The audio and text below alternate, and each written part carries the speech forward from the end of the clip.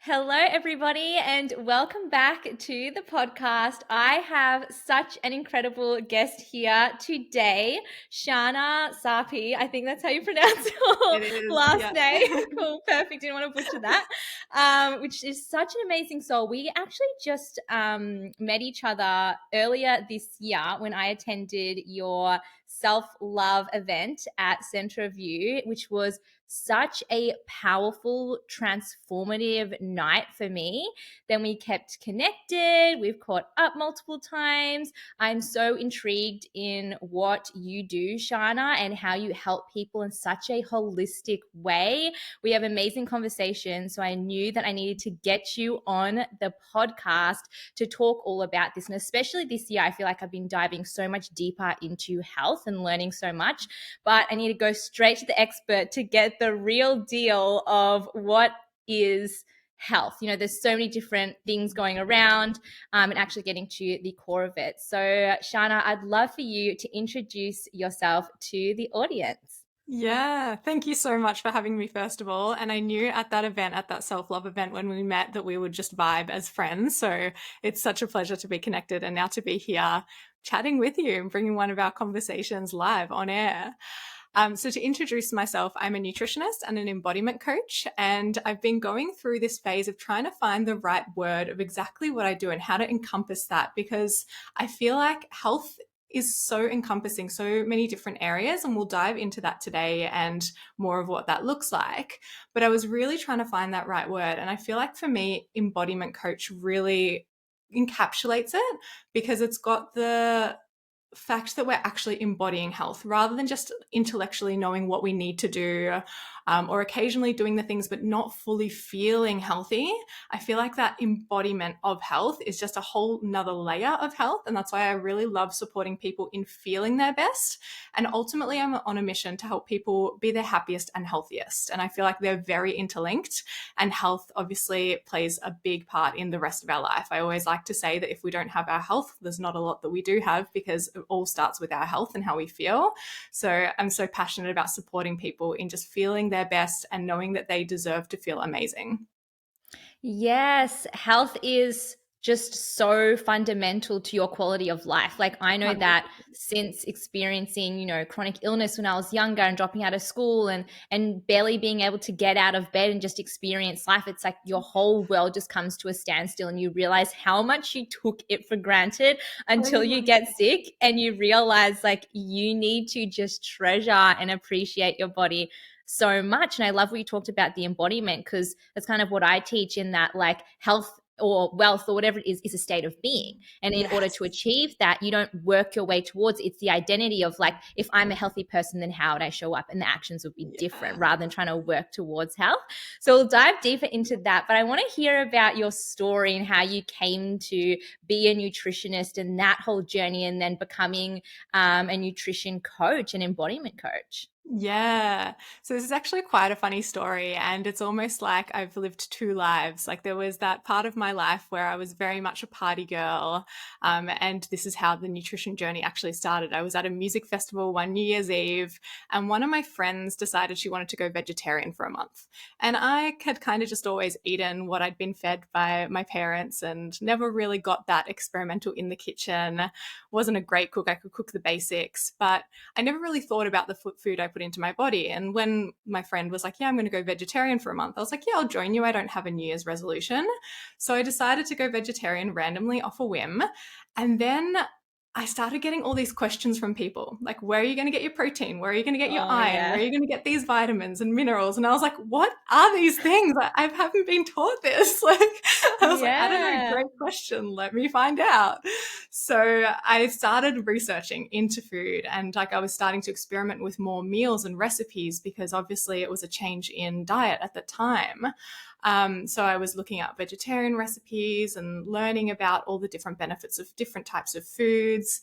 And it just led me down this rabbit hole. And I became so excited by everything that I was learning, and so like mind blown that we aren't just taught this, that we aren't taught like how to nourish our body and feel good and which foods we need for different things to thrive.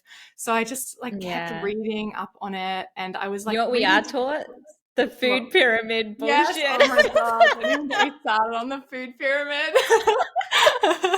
It's like how to be unhealthy. Follow the food Yeah. pyramid. Pretty much flip that. Mhm. Yeah, so I was like reading textbooks in my spare time. And at that time, I was studying marketing, but I was also like in a kind of transition phase where I was like, I love business, I love marketing, but I wasn't loving that course and it didn't feel Mm. aligned. But I also didn't know what to do. So I had taken a year off that year that I had gone vegetarian for that month, which ended up being 8 years as a vegetarian. I now eat meat again. Wow. That's Yeah, it was a very long amazing. time. Yeah. So it kind of like led me deeper into this health wormhole and just finding all of this information. And then when I was having that year off and I did my travel and I came back and was deciding whether or not to go back to business and marketing, I was actually like, why not study nutrition? Or at the time I was thinking of studying naturopathy because I'm reading textbooks in my spare time. Why not actually study this and make this a Yeah, career? get a qualification for all Yeah. the work you do. Exactly. And actually be pointed in the right direction of which textbooks to read and like just be Mm. able to absorb it better because I'm a very like visual learner. So as much as I can learn from reading textbooks and books and all of that, I also love being able to hear it and being able to practice it and being able to give advice. So I changed my studies and started studying naturopathy, but then changed into nutrition because my plan was to do both. I was going to finish my Mhm. nutrition, start practicing as a clinical nutritionist, and then finish naturopathy. But then I finished my nutrition degree and I decided I actually just loved the food element. I love the herbs and Wow. maybe one day I'll go back to do the herbs, but I feel like I kind of found my sweet spot and really just fell in love with supporting people with their food choices, but also with their overall holistic health because food is one piece of the health puzzle. It's an important piece, but it's not everything. So I also just kept reading, kept learning, kept studying all these other health topics. And that's why I really come at it from that holistic and embodied perspective because, yeah, I feel like I've got so much knowledge and so much expertise and so much experience supporting people through their health journey that I just wanted to bring it all together. So that's kind of how it started back in my party days at a music festival. But now I lead a very different lifestyle. So it's cool to see Wow. that journey. Yeah, that's such an interesting journey. And it's just like you're following all of the signs that the universe is giving you, leading you into that direction, and just like following those like breadcrumbs of passion, right? And then just births and turns into something else. And I feel like we just need so many people like you, where you're really taking that like full holistic approach and looking at all the different angles and all the different factors that contribute to health and well-being, because it's not just the food, it's not just the exercise, it's also the trauma work, the embodiment work, the mindset, like all of it. And it's very similar to how I got into it. I feel like, you know, so often we have to like almost go too far into the other end before Yeah. we come to balance. And like I was the same. I went vegan overnight and then was Wow. like a strict vegan for 5 years. But I will say, I think that was also a bit of like orthorexia, like almost another like version of my restrictive eating, convincing myself that it's like healthy. And I feel like that's something I also want to talk about later on as well. And then now I've come into balance. I now eat meat, but it's interesting how our journeys just like, you know, go their own ways. So the first thing that I want to start with is a big question, but what does a healthy diet really look like? Like, there is so much information out there. And this year I said to the universe, I want to learn more about health.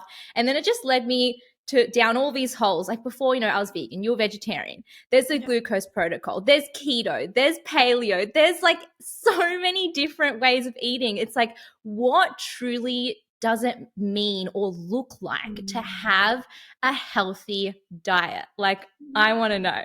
Yeah, this is such a good question. You're right. It's a huge question, but it actually can be quite simple. So, what I believe a healthy, balanced diet is a real food diet where we're eating mostly real foods, mostly whole foods, but also allowing ourselves grace and not being to the point where we can be obsessive and getting orthorexic, because I've also been there where I was obsessively healthy and I didn't have a healthy relationship with food at that time. Even though I thought I was doing all the right things to be healthy, I had a toxic relationship with food because of my obsession with only eating all the best things.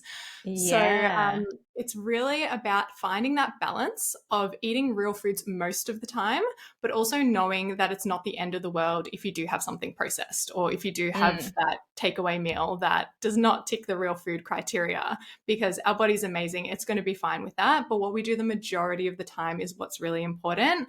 And majority of the time, those real foods are really going to support us, because it's the way that our body was designed. It's the way that our body has evolved to get a balance of the real foods, not all this processed stuff. And what I've really seen a pattern in, and I'm sure many others have seen a pattern in, but the more processed foods get introduced to the market and us as consumers, and the more that that's what we're eating, the more sick people are getting. Like, there's a real Oh, yeah. correlation between the like food production and food processing and how processed our food is getting and how sick we are as a population. So I really think that when we like come back down to the basics and we go back to the real food or the whole foods, however you want to word it, that's where it's really beneficial for our health, because that's also where the nutrients are.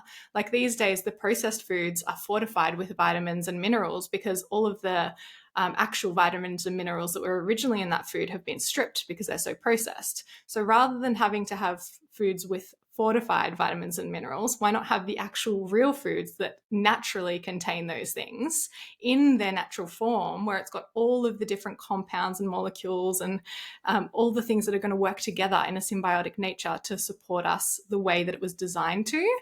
So it really comes back to that. And yes, there's different ways that can kind of look, but I do think it's like the absence of restriction as well. Like, there's some really restrictive diets out there. Like, let's take keto, for example, super high fat, super low fiber, low carbohydrate.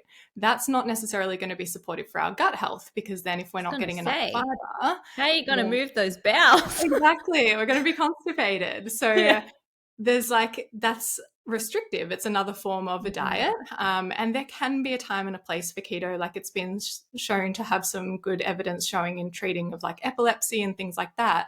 However, for the general population, if we just generally want to have a healthy diet, yes, it can be great to have higher protein and higher fat content, but we don't want to completely remove big like macronutrients. It's called macronutrients because we need it in big quantities. So carbohydrate, that's what that meant. yeah. So macronutrient is we need it in big quantities, and micronutrient we need them in small quantities. So different nutrients like vitamins and minerals come under the micronutrient, and we need smaller quantities of those. Whereas the macronutrients, that's our things like our protein, our fats, our carbohydrates, and believe it or not, fiber is under carbohydrates. So anytime someone tells you to cut out carbs, they're also telling you to cut out fiber. Everything's carbs. Yeah, exactly. Like, veggies are carbs, and veggies are so literally good stuff. fruit, veggies, everything. Yeah. So, not feeling the need to remove entire food groups or macronutrients because they all do have their place. It's about getting that balance of each of them, and eating them together is often its most beneficial, especially when we're coming from that glucose perspective and helping to balance out our blood sugar. If we're eating the carbs with some healthy fats and with some proteins, that's going to help slow the release of any of the sugars in the carbs. So it's all about that balance of how we're eating it, but ultimately the real foods are going to be less processed and therefore less detrimental in the long term. Yeah, so could you go through again those like main macronutrients so we just like understand like are we incorporating all of this into our diet? Yeah, absolutely. So we've got protein, which is one that's often shouted from the rooftops, and for the right reasons, because it is a really important macronutrient. It is the building block to so many different structures within our body, but also different molecules too. Like, it helps to make different neurotransmitters and hormones and all of that. So protein is made up of amino acids, and we're not going to have a chemistry lesson, so I'll leave it at that kind of like overlying description. But protein is super important for lots of different reasons, and we often don't get enough. Yep. I have a question about that. So what about protein powder? Is that recommended or not? Because I want to get your take on that. Yeah, so there can be a time and place for protein powders. I personally recommend going for the whole food where possible. So getting like something like, depending on your diet as well. If you're following a vegetarian or vegan diet, you might need protein powders to help get that protein intake up. If you're following a general diet where you do eat things like meat and fish and seafood and dairy and all of that kind of stuff, you're going to be getting more protein. So it's easier to get from the real food source. When it comes to protein powders, there's a huge spectrum. So there's some that are going to be, yeah, amazing, have those. And there's others that just have the longest ingredients list and they look Full of like they sugar. belong in it. Yeah, sugar, fillers, artificial flavors, artificial sweeteners, or natural flavors and sweeteners, which I also am not a huge fan of, particularly those natural flavors. Yeah, okay. I'm interested in that because I don't have artificial, but I have some things that have natural. But I've heard it's like also such a broad thing that it's not necessarily good for you. So is that true? Like you should probably try and avoid that? Yeah, I recommend limiting it. It is really hard to Okay. completely cut natural It flavors out is. unless you eat like nothing from a packet, which is obviously Exactly. possible as well, but it's not the most convenient these days. So, yeah, there's a lot of health products, and the worst thing they have in there is the natural flavors. So, I say it's kind of a moderation thing. Like, I'll still have natural flavors occasionally, Yeah. but it's not something I want as like an everyday kind of thing. Me Oh my personally, gosh. obviously, everyone's I'm different. rethinking. It's like I have this like really good hot chocolate thing at night and it has all these Yeah. like adaptogens and like herbs in it, but then it does have natural flavors. Oh, damn, So, yeah. yeah. I'll explain what they actually are. So, artificial flavors and natural flavors, the origin is the difference. So, Mm, artificial flavors originate from artificial ingredients or ingredients that are synthetic and made in a lab, yeah. whereas natural flavors originate from a natural food. So, it might Mm, originate, let's take natural chocolate flavor, for example.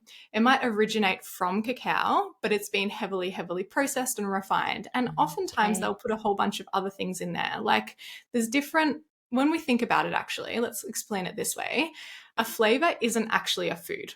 So when you look at Yeah, an of course. ingredient list, it's like natural flavors. It's like, hold on, what food is that though? Like, Yeah. yes, food gives us different flavors, but when they're saying flavor, it's very vague and it's more of like the Mm, taste they're trying to create. And to create that taste, sometimes they'll use all sorts of different highly processed ingredients. So mm. flavors are kind of like the fragrance of the food world. So if you know anything about Oh, fragrance being like an umbrella term, endocrine disruptor. Like, yeah. so it's like essentially they're all umbrella terms, which means they Yeah. could have any number of ingredients under it. It could be up to 100 different foods that they're using to No. make this No flavor. Like way. that's extreme example.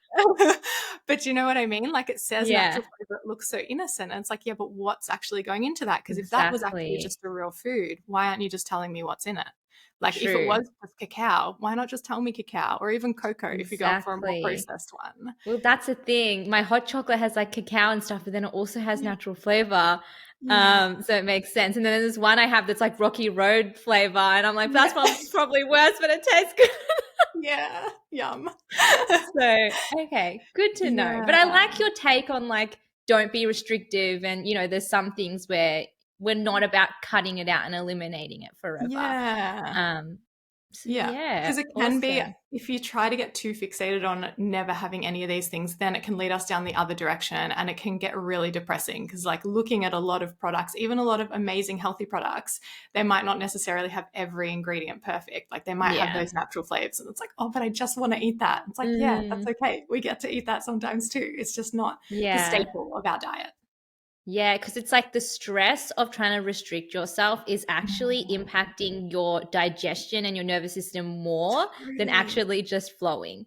Yeah, So, 100%. Or even yeah. the guilt of being like, "Oh, no, I ate Yes. that thing. I feel so guilty for it now."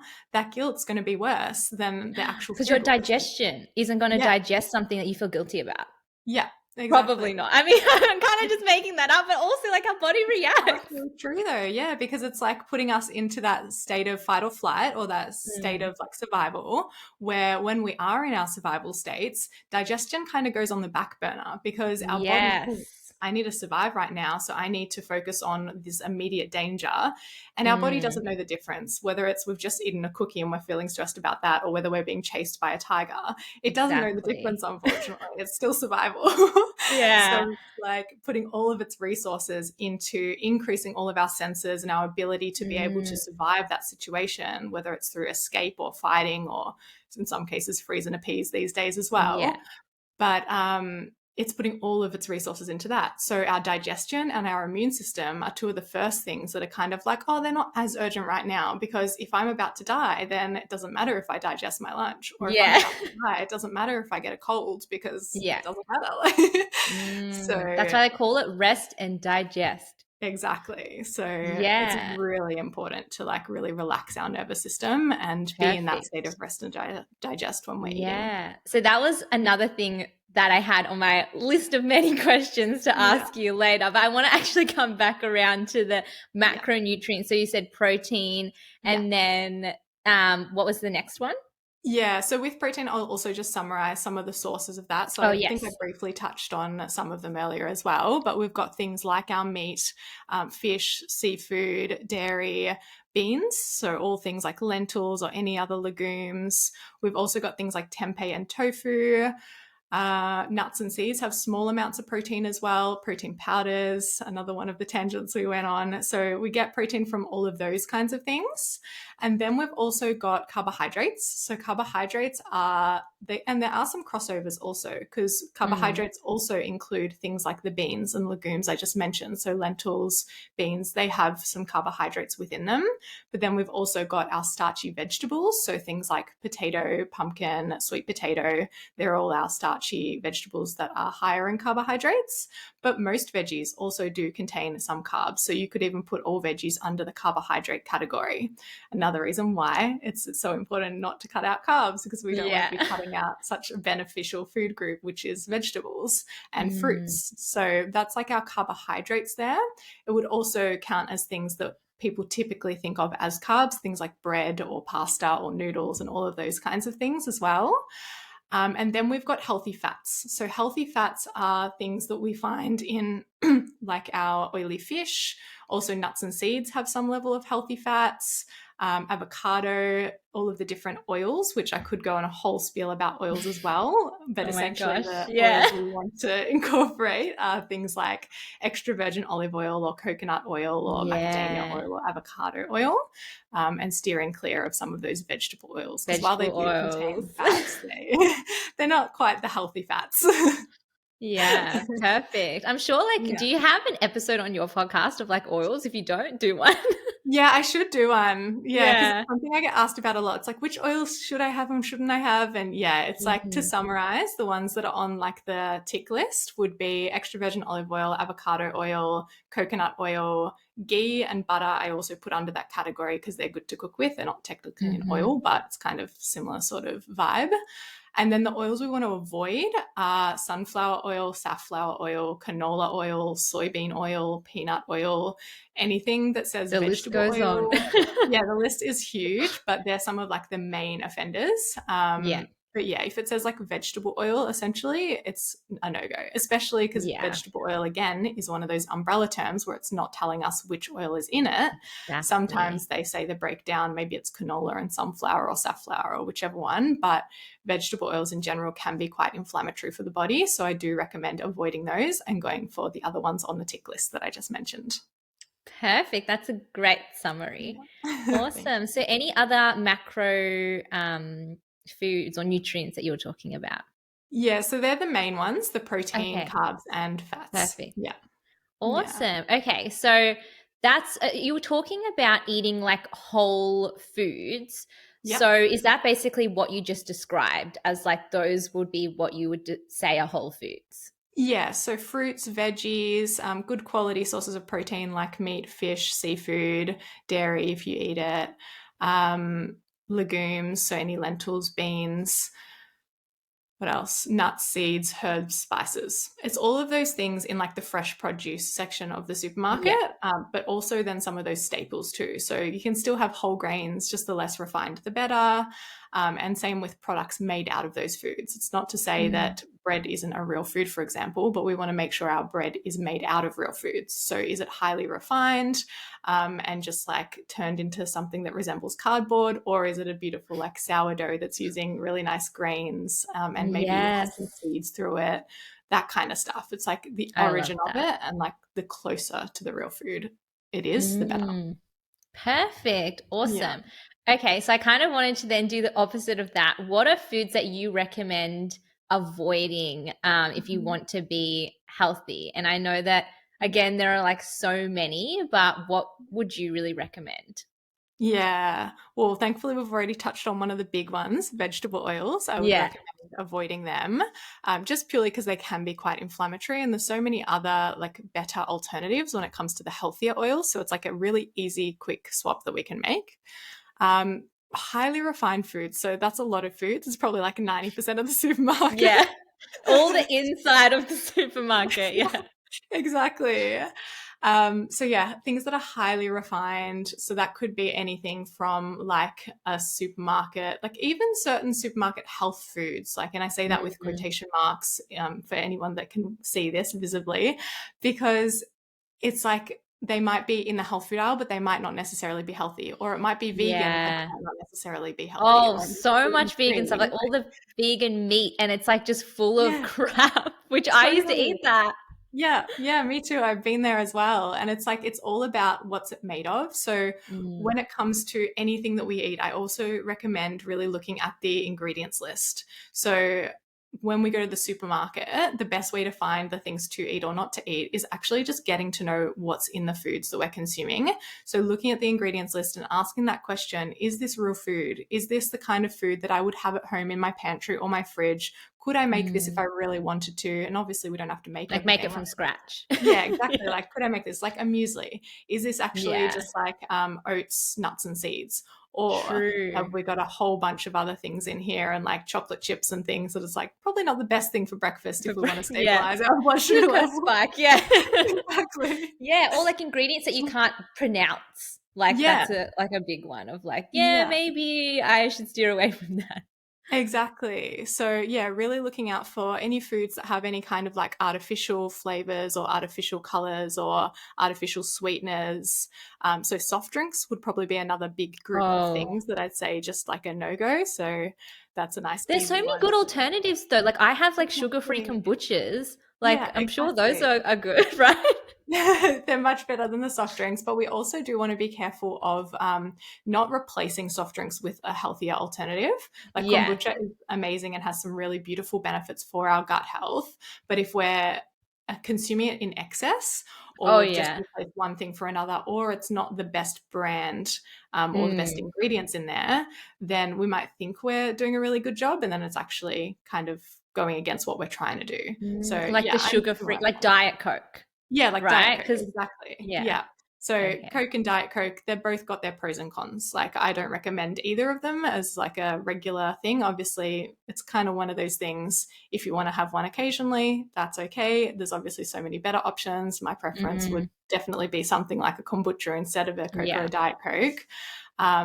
But again, it's like having that kind of like everything with a grain of salt. So if you still want it Mm. occasionally, just know that it's not the best thing for you, but don't feel guilty about it. Just be like, okay, Yeah. this isn't a staple in my diet. So I'm just going to enjoy it every now and then because I still really love it. And that's okay. But don't be like, oh, you know what? I'm having a Diet Coke, so I'm going to have it every day because that means it's good for me because there's no sugar, Mm. because the artificial sweeteners Are aren't good for worse. you either. Yeah, it's like the sugar Yeah. and the artificial sweeteners, they're both not doing great things. So Yeah. yeah, soft drinks in general would be one of those categories. And yeah, you're right. There's so many better things like kombucha, switchel in some places, even just like sparkling water or infusing sparkling Mm. water with different things can be really nice. So yeah, there's no shortage of delicious tasting bubbly drinks. For sure. Um, I'm trying to think of some other like big broad categories like vegetable oil or like soft drinks because, like I said, it's a lot of the Yeah. supermarket. Well, It's a lot of my the things, things. because Yeah. personally, what I kind of like avoid, and again, I'm not super strict, and you've seen like what I eat, but like I try to limit like gluten, dairy, refined sugar. Those would be like my big three. What do you say about those? Because I even know then there's the nuance of like, but like, is like what type of dairy is it, or like Yeah. what type of gluten? But what do you say on those? Because I like, from what I've seen, like they're inflammatory, but are they something we should limit or not really? Yeah, so this is a kind of like everyone's different, and everyone's going to have their own individual requirements and needs. When it comes to gluten and stuff, what I've found is most people thrive without it. It's not to Mm, say everybody, which is why it's such an individual thing, but majority of us probably could benefit, even if we're not completely gluten free, going for way less gluten in our diet. yeah. And that's because of a lot of like the production process and the way that a lot of these the gluten foods have been created now. Like the wheat in our food now is very different to the wheat that our Yeah. ancestors were eating, even in terms of what it's being sprayed with, and glyphosate, which is something that we just don't want to be consuming a lot of. So, or any of ideally, but it's obviously almost impossible to avoid entirely. So just being careful about that, because it's not necessarily the grain. Like if you found some ancient wheat or ancient grains with gluten, that would probably be better than the conventional grains that are being used in Yeah. those Because it's products that contain been gluten. like genetically modified and changed. Yeah, a lot of the time it can be. Or yeah, and the way it's just been produced to create more yield and just be more sturdy. Like, yeah, it's pretty toxic what's happened to it. And glyphosate is one of the worst pesticides, herbicides. I'm not sure which category Mm. exactly it feels under, but it's one of the things that food is being sprayed with. And I think wheat and Yeah. corn are the main things that get sprayed with it, Okay. which is So then one of the reasons organic, why. would that be like they would avoid Better. that if you purchase organic? Yeah, organic would be a Okay. lot better.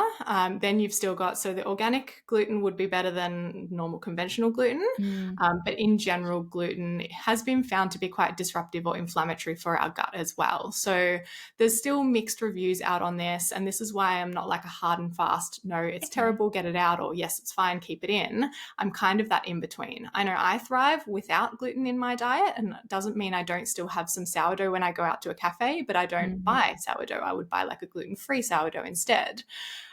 So it's like finding what works for us. And what you'll notice as well, and I'm sure you're very familiar with this feeling of like the more you become in tune with your body and the more you become in tune with your food, you'll notice which foods make you feel good and Yeah. which don't.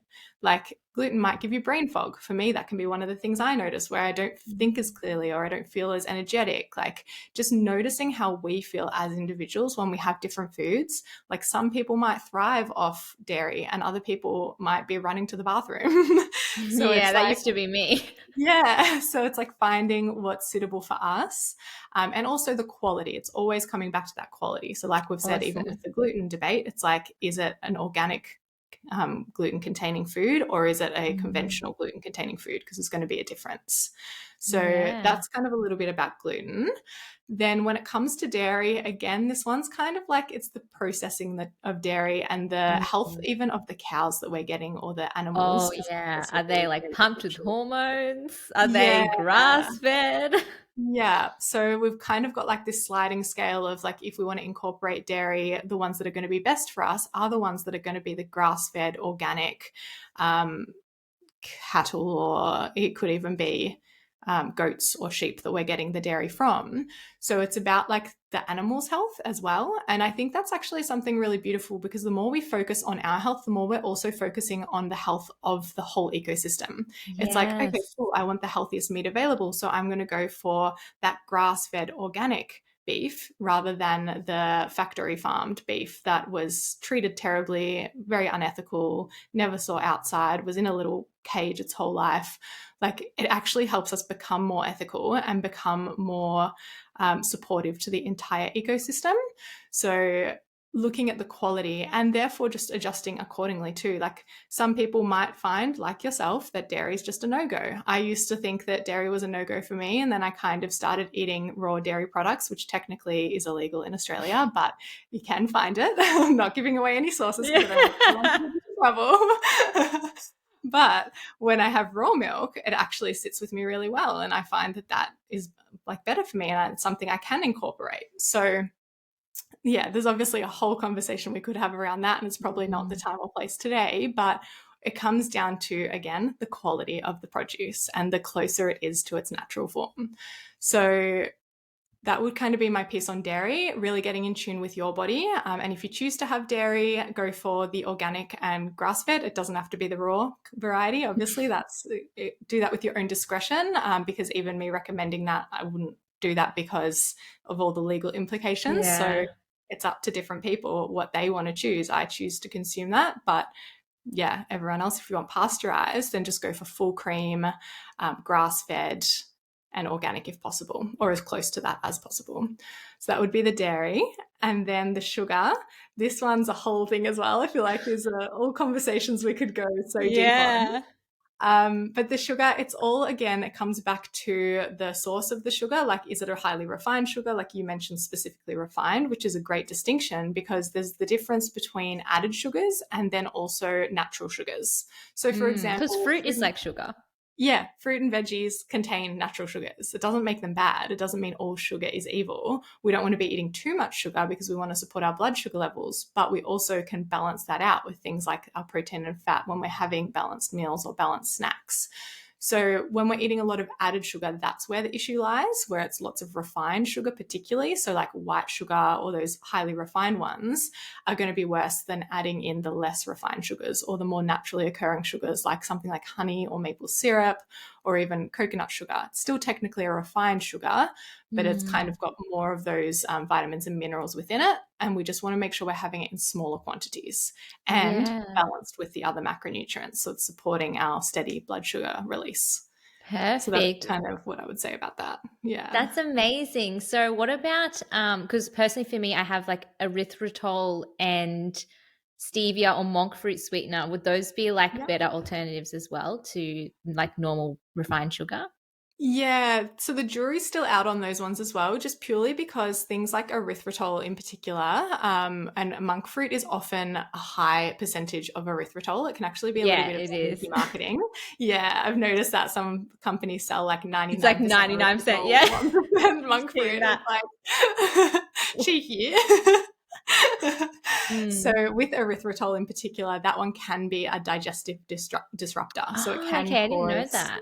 yeah, so it can cause discomfort, bloating, or a laxative effect, Mm. particularly in large quantities. So Okay. it's going to generally be fine in small quantities, but you do want to be mindful not to have it in huge quantities. And again, just to be in tune with your body. So you're very in tune with your body. You'll know if something Mm. like that's off, and now you can make that connection if it's around when you had the erythritol. Some people are completely fine. Others find that it doesn't agree with them at all.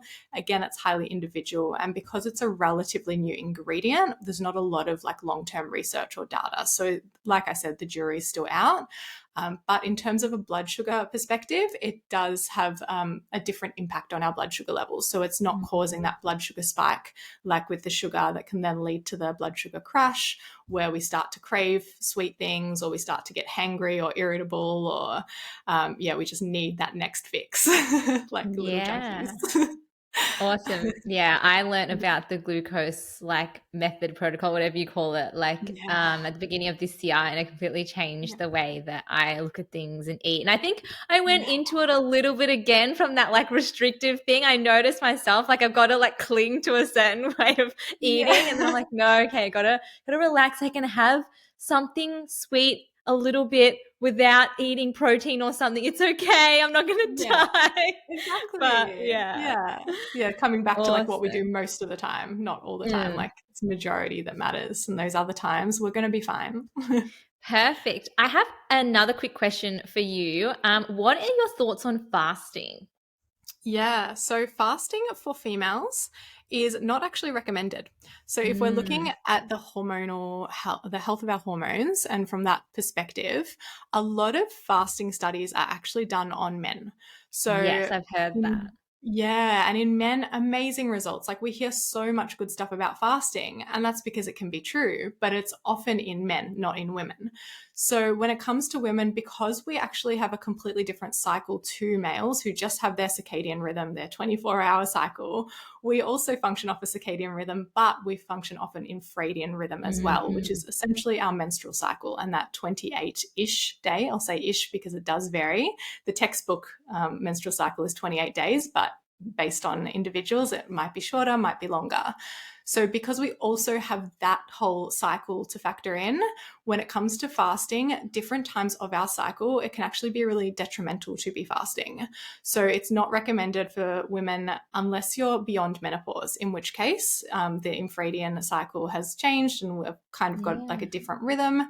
And then it can be beneficial. I don't know if there's been a lot of research or studies done in postmenopausal women and fasting. But in terms of anyone premenopausal that's a female, it's not recommended to do intermittent fasting. There can be times and places if you want to do the occasional 3-day fast, or you want to do the occasional 1-day water fast, or you want to fast for 12 hours a day because you want to finish your dinner at 7 and eat at 7 in the morning. That sort of stuff's fine. It's just going over that, going to that 16-8, or what's that one that's like 5-2, where 5 of the days you eat what you want and then 2 of the days you're highly restrictive. It's also not encouraging a healthy relationship with food, particularly the 5-2 or those kind of things. I know the 16-8 can be done in a healthy way, and the 16-8, to clarify what that is 16 hours of fasting and 8 hours of eating, which is the most common type of intermittent fasting. So I wouldn't recommend those in women. Something like a 12-hour fast, like I said, absolutely fine, because we're going to be asleep for hopefully at least 8 hours of those, and then we want a little bit of buffer time either side. But beyond that, it wouldn't be recommended, purely for the health of our hormones. Perfect. Oh, I love that, because I feel like not a lot of people are talking about it from that like view of the female cycle, and it's so important to recognize, because they like, I don't remember the year, but there's like prior to a certain year, which wasn't long ago, they basically just all did the studies on men and like didn't include women because we were too unpredictable with our cycles. But it's like, isn't that the point? Like, why you need to include us? Yeah, it's so important. Yeah. And I think something that doesn't get talked a lot with fasting as well is if we're eating for less hours, we're not necessarily eating as much food. And while in some cases that can be good for people who are prone to overeat, we also want to make sure we're getting enough nutrients throughout the day. And oftentimes when we're eating these real foods and having these balanced meals, we're less likely to overeat because we're actually going to be satisfied. We're actually going to be full. We're going to be getting the protein. We're going to be getting the fats. We're going to be getting the carbs and the fiber within the carbs. So we feel fuller and we don't need to eat as much.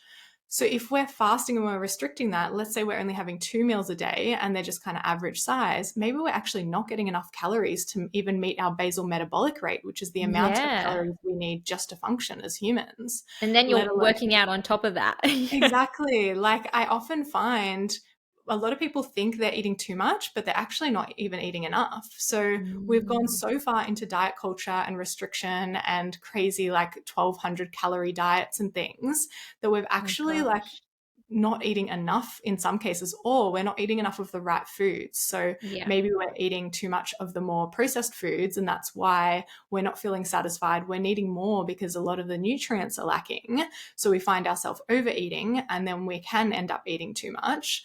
But when it comes to fasting, it's kind of, it may prevent some of that excessive snacking, and it can support people if they're in that place where they're just finding they're snacking all the time. But when they're fasting, they know they don't over snack and things. But in general, I'd say we really want to make sure we are getting enough food, and fasting can be something that gets in the way of that. Yeah. Okay. So good to know. So when it comes to like, our hormones and our cycle, what is like, do you have some tips on like eating that's going to help with our hormones, and should we like eat differently based on different times in our cycle? Like, do you have any recommendations on that? Yeah, so this is like, there's a lot that could be said around this as well.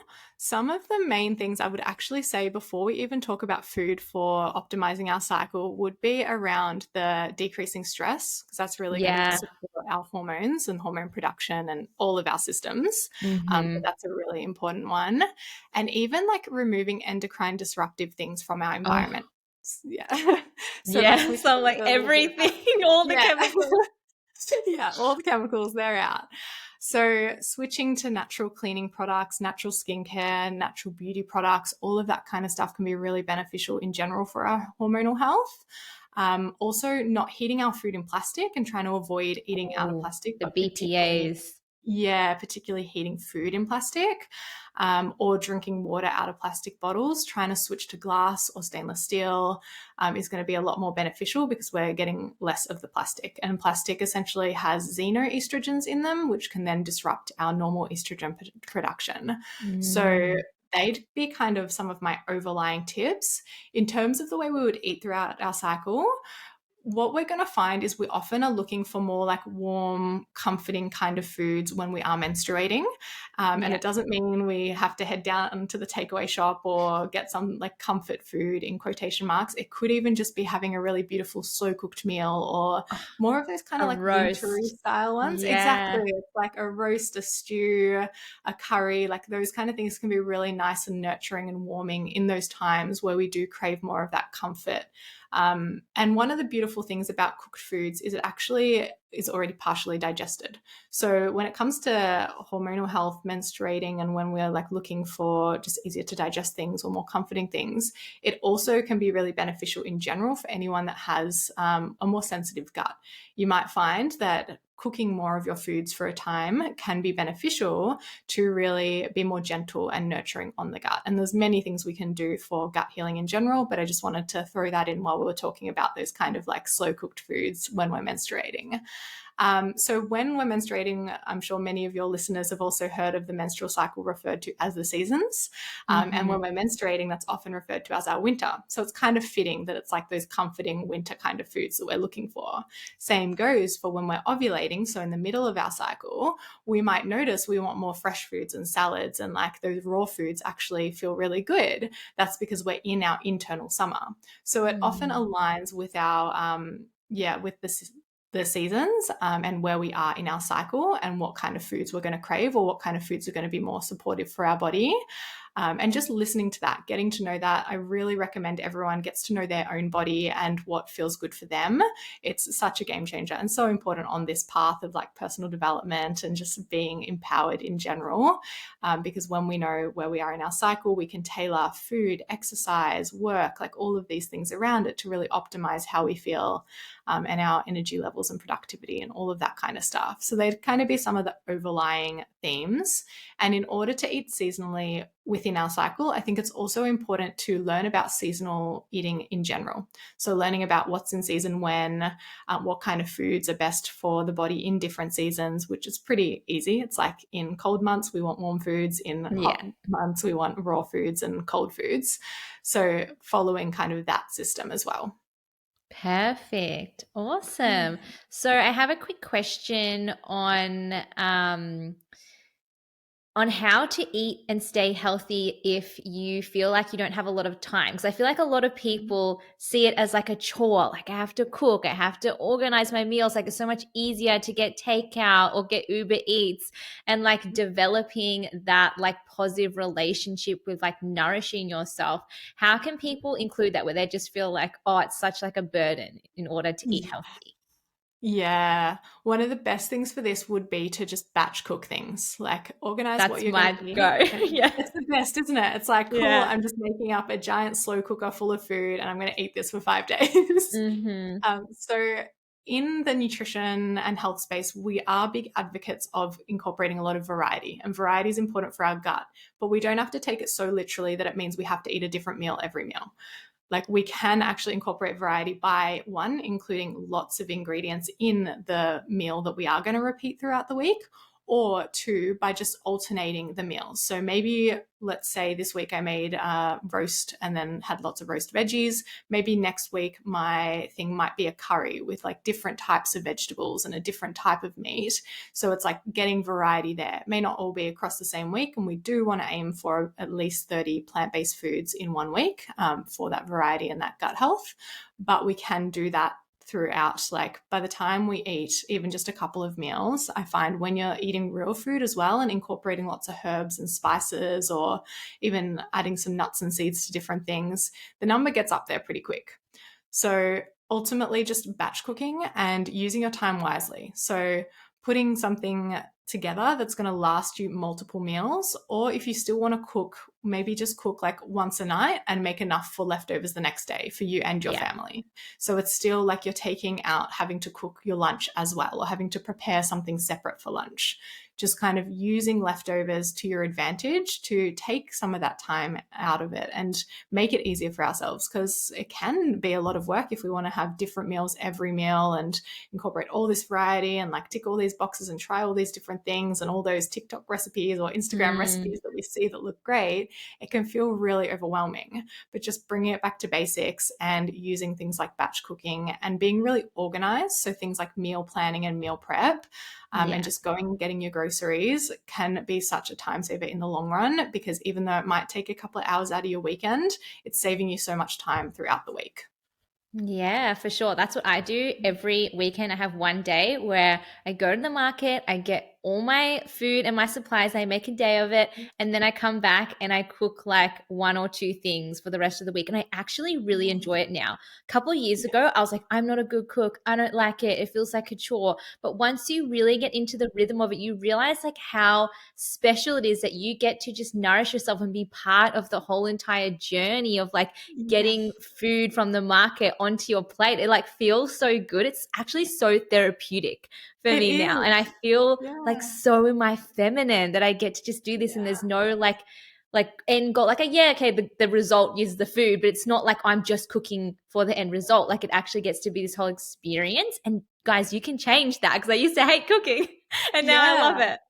Absolutely. And I love the way you even worded that you get to do it rather than you have to. Yes. Because so often we're like, Yeah. I have to eat healthy. And I've No, I been there. love it.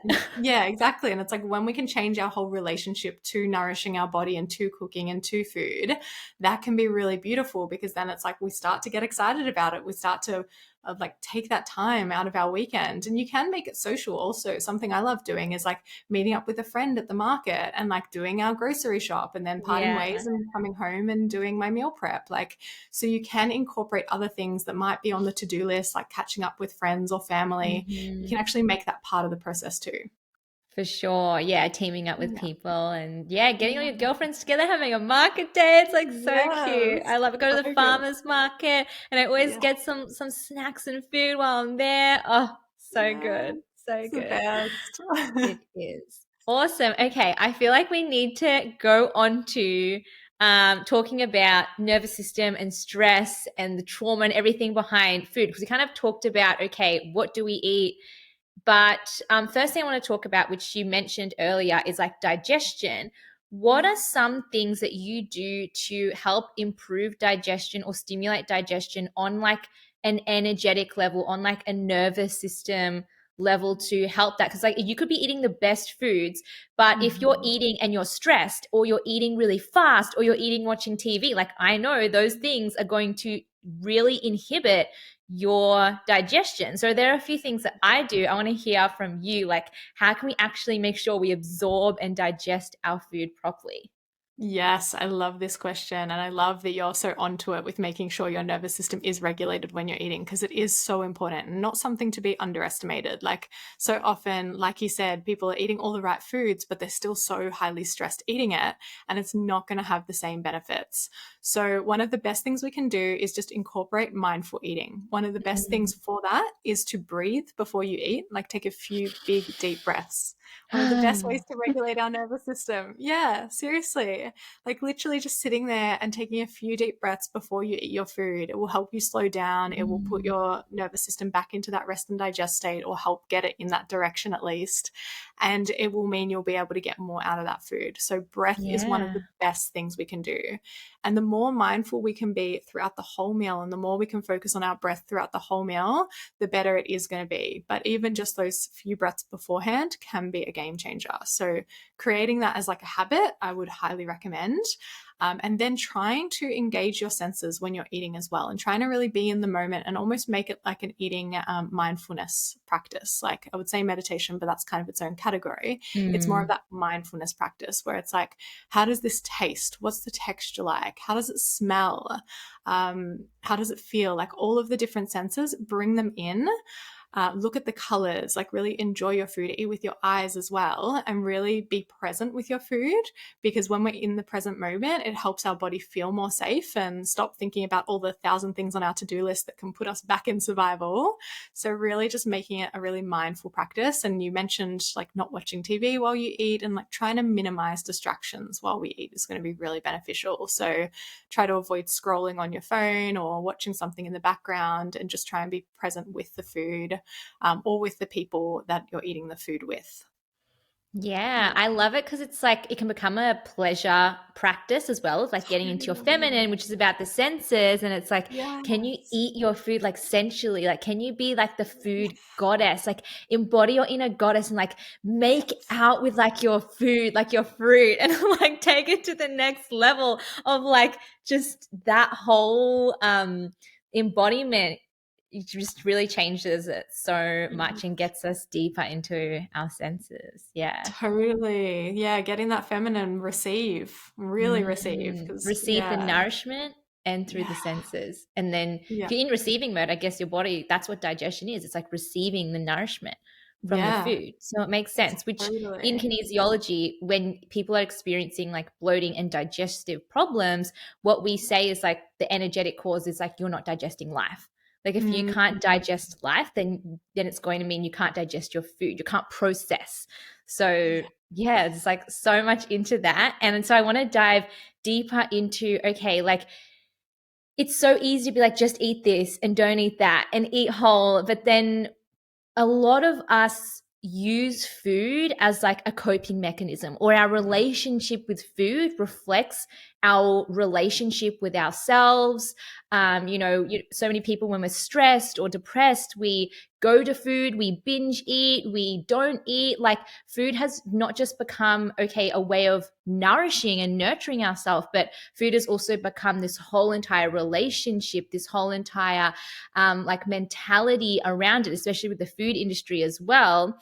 All Yeah. these ads and people like, just feed your kids whatever they want so they'll be happy. I know my grandparents did that to me. Like there's this whole entire other energetic thing around food. So I kind of want to talk about like, what are the main issues we can see, and how is like energetics and trauma related to food, and why do you need to clear that then in order to eat healthy? Because you can be trying your hardest, having the willpower to eat healthy, but if you've got all these eating habits that are related to like, inner distress and like trying to soothe yourself through food, emotional eating, it's going to be really hard to break the pattern. So it's not just like blaming and shaming people, like it's just easy, like eat healthy. It's actually like looking at the root, and that's essentially what you do.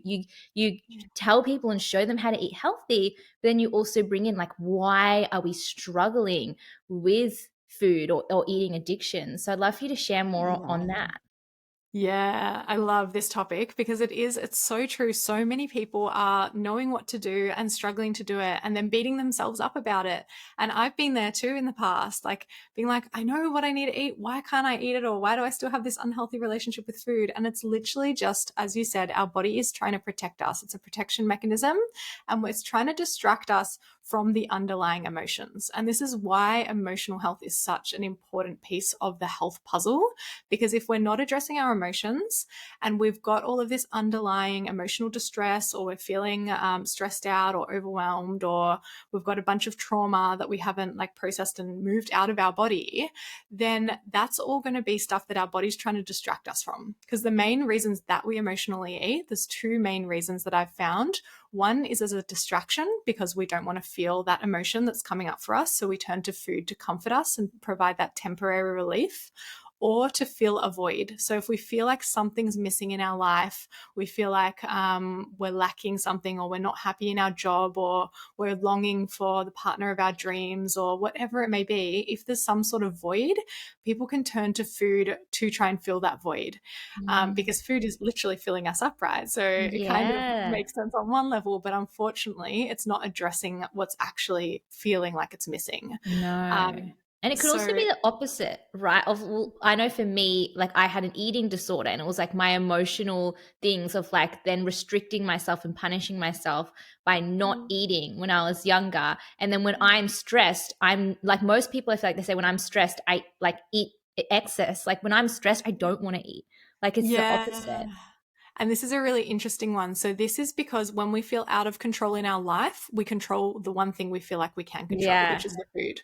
So we're like, yeah, if things in our life are overwhelming or hectic or chaotic, or we feel like we don't have control, we're like, all right, what can I control? And we fixate on that. And most often it's food, because it's such a big part of our life. Like we eat 3 Yeah. times a day, more if we're snacking. Like, so it's that element of control and feeling like I need to be able to control something. So I'm just going to not eat because I can control that. And often Yeah. you can lose your appetite as well, because if you Yeah, are that's in me. hardcore survival mode, yeah, your body is like, I don't need food right now. I just need to survive. Yeah, okay, makes So sense. Because I'm like, when that's I'm part of like it. Yeah. emotionally stressed, I'm like, I don't have an appetite. Like, I Yeah. don't want to eat. I can't Yeah. relate to people saying they're stressed and they want to eat. I'm like, no. Yeah, yeah, and it can go either way. So it's still a form of like you're still in that survival, and it's still that Mm, underlying emotion that needs to be addressed. So whether it's the stress or the overwhelm or whatever it may be for the person that's coming up for, but it's still, yeah, it's all coming back to the emotional health and like that deeper layer of health. Because when we think of health, we often think of the physical things we can do, like eating healthy, yeah. moving our body, drinking the water, getting enough sleep, those kinds of things. But we really also want to be looking at any underlying emotion. And this is one of the reasons I love kinesiology so much. One of the reasons we get along Yes. so well. Because if we don't deal with our emotional health and what's going on in our body and communicate with our body and really get to know our body well, then we can be trying our hardest. And there's just other things, and our body is just trying to protect us. It's like, no, like I don't feel safe allowing you to feel this. So let's go distract ourselves with food. Go on. And then it becomes a habit. So this is where it also gets even trickier, because we've got this habit of emotional eating, or this habit of going to the pantry when we're feeling sad or depressed. And it's also ingrained in us. Like if you watch any movie where someone breaks up, they're on the couch with a tub of ice Yeah. cream. Like Literally. it's a thing. It's either It's a ice cream or it's a message. bottle of wine. It's like there's some way that they're distracting themselves from feeling that Mm, emotion. And therefore, we're not being taught. It's like if you're feeling that emotion, actually just have a really good cry, or punch a pillow, or like mm, talk to a friend about it, or journal, or do some breath work, or whatever you need in that moment. We're not shown that. We're not modeled that. It's like no. conditioned in us that it's like, oh, you had a breakup, you're sad, go for the ice cream in the freezer. Binging. Yeah. Yeah. So it's also that element of conditioning, and also the element of it becoming a habit then. Because if Mm, we're one of those people like myself who, if I feel stressed or overwhelmed, I can turn to emotional eating, or I was much more prone to, now I'm much less likely to. But you're on the other side of the spectrum where you're like, no, I don't want to eat. So it's a different kind of thing that you're battling with. But for those that do get drawn to emotional eating or food when they're distracting themselves from an emotion, it's really just about building that relationship with our emotions, and being able to process and move through them and move it from the body. Because I'm sure you mm. talk about a lot how emotions are just energy in motion. They just need to Yes. move, they just need to get out. And the more we just stuff them down with food or by ignoring them, the more they're just going to stay in there and fester. And eventually it'll lead to some sort of eruption or some sort of issue that forces us to address it. Mm. Yeah, and then that's where also all the symptoms and things come up from the eating, and being healthy just means, being able to come back into our natural state. Like people think like bloating and constipation and acne is like also normal, but it's because we're just so dysregulated in our stress, in our diet. And I love how you address all those different parts, and you also have a training on emotional eating as well.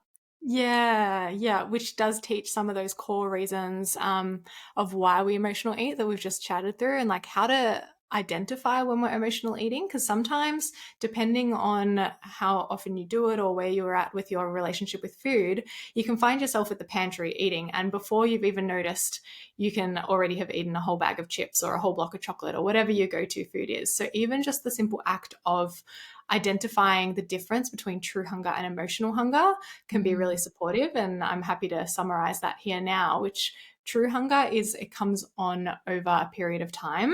So it's like we've had breakfast, it's been a few hours, we're starting to get hungry again. We're like, yep, it's about lunchtime now. It makes sense. Whereas emotional hunger, it comes along really quickly and irrationally. It'll just come out of the blue. Like you might even have just eaten a meal and you're like, I just really need to eat something salty, or I just really need that bag of lollies right now. It's like very irrational. irrational. And it's often for a particular type of food. So it might be sweets, it might be salty, it might be this particular chocolate. Whereas normal hunger, true hunger, you're happy to eat whatever you've got available to you because it's like you're not in any kind of irrational rush to eat the food.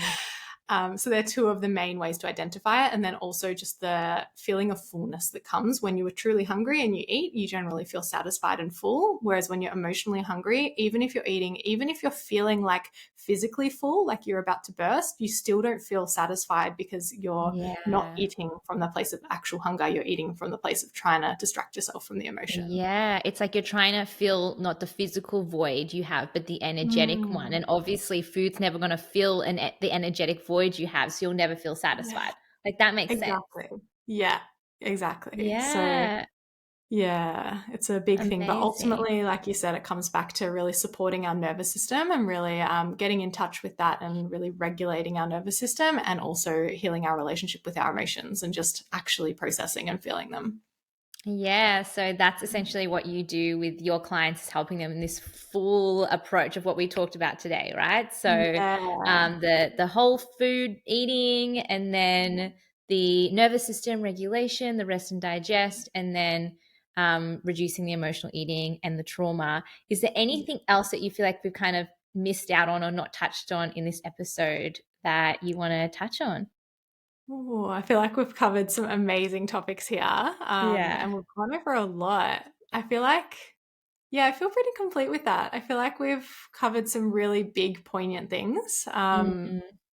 Yeah, and there's a lot of like, even just going back and listening to this episode, I reckon would be so beneficial because there Oh was yeah. lots that we kind of packed You in. need to take down notes. Like I want to Yeah, re-listen and like yeah, take notes yeah. I'm of gonna this re-listen to episode. this. Yeah. Yeah, Awesome. I feel like yeah. I want to end with you diving a little bit deeper into what we talked about of like, again, it's not just what it is you're eating, but Mhm.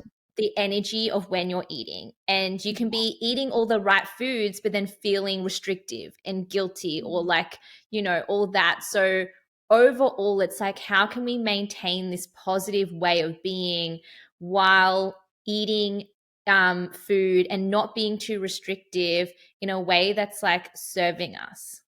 Yeah, love this. So essentially, our relationship with food is a reflection of our relationship to ourselves. And our relationship to ourselves is a reflection of all of our relationships in life, whether it's to people or things. Like food is a thing, it's not a person, but we still have a relationship with food. So when we're looking at anything to do with our relationship to food or how we're approaching food, which is what I mean by relationship to food, whether it's through restriction or whether it's through binging or just complete freedom, that reflects our relationship to ourselves. So if there's something in disharmony within our relationship to food, we need to look inwards and start to reflect on that. So like we were talking about earlier, maybe we're overly controlling with our food. Where do we feel out of control with the rest of our life? And how can we like be okay with that part of us and really just like have that self-trust to know that we can get through anything, and just building that relationship to ourselves so we feel okay being out of control or living more from the heart instead of the head. So it really comes back to self-love, I think, ultimately, is a huge piece here. And it's such like a foundational thing we need for health, but also for like happiness in any area of our life. Because if we're doing things, whether it's food or business, from a place of like wanting to change ourselves or feeling like we need more money because we're not good enough as we are, we're ultimately seeking how we think that thing is going to make us feel. So maybe Yeah. we're on a weight loss journey and we're like, we have this restrictive relationship with food because we think that when we lose weight, then we're going to feel pretty enough or good enough or beautiful or important or sexy. But actually, we can start feeling like that now. And that's why we have to look inward and heal that relationship with ourselves and be like, okay, so if I felt that way, if I felt beautiful and sexy and enough, how would I treat myself? How would I act? How can I cultivate that within me now and know Yeah. that I How would don't I need to eat? change? Yeah, from that space, how would I eat? So knowing that we don't have to change, that we're amazing as we are. And often the more we learn to love ourselves and the more we really heal that relationship to ourselves, the more everything else falls into place because we treat ourselves with so much respect and reverence, and we do nourish our body because we love ourselves, and we move our body because we love ourselves, and we Yeah. go after our dreams because we know we deserve them and we feel worthy and we know we're enough. Like, so it really comes back to that loving of ourselves and turning inwards. And that's why the emotional work is so important. It's why the mindset work is so important. And really turning that mirror back on ourselves and looking at where maybe something within ourselves is in disharmony. Yeah, that is beautiful. I feel like this is just the perfect way to end this podcast. It's like looking at your eating habits overall. Do you eat and fuel yourself because you love yourself, or do you eat because you're in lack and you're trying to get somewhere, or you're unhappy, and that's really going to impact how you digest food and how you receive it, ultimately, not just what you eat. So it's a combination of all of it, which I feel like we Exactly. covered in depth today. So thank you so much, Shahna, for being here and just giving people such incredible, valuable tips and information. I know even for myself, I actually have learned so much today. Even though I am so into health, there's still so much to explore and learn. So where can people find you if they want to go deeper into your world and if they want to work with you? Yeah, so my website is www.shahnasarpi.com. So that's SHAHNASARPI.